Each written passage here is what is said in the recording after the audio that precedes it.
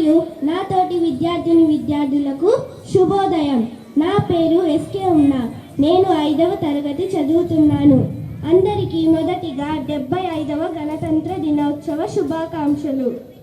వ్యాపారం కోసం దేశానికి వచ్చిన ఆంగ్లేయులు నాటి పరిస్థితులను తమకు అనుకూలంగా మలుచుకుని దేశంలోని అనైక్యతను ఆసరాగా చేసుకొని క్రమంగా పట్టు సాధించారు. అనేక రాజ్యాలు సంస్థానాలుగా ఉన్న భారతావనిని విభజించి పాలించు విధానం అవలంబించి అధికారం హస్తగతం చేసుకున్నారు. దాదాపు 2 శతాబ్దాలకు పైగా ఆంగ్లేయుల పాలనలో ఉన్న భరతమాతకు సుదీర్ఘ పోరాటం తర్వాత 1947లో విముక్తి లభించింది. దేశ స్వాతంత్రం కోసం వేలాది మంది ధనమాన ప్రాణత్యాగాలు చేశారు.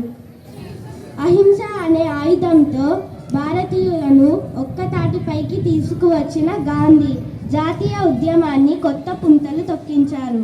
అయితే 1947 ఆగస్టు 15న స్వాతంత్రం వచ్చిన 1950వ దశకంలోనే దేశానికి సంపూర్ణ స్వరాజ్యం సిద్ధించింది. స్వాతంత్రం తర్వాత గణతంత్ర దేశంగా 1950 జనవరి 26న భారత్ అవతరించింది. అదే రిపబ్లిక్ డే. నాకు ఈ అవకాశం ఇచ్చినందుకు ధన్యవాదాలు.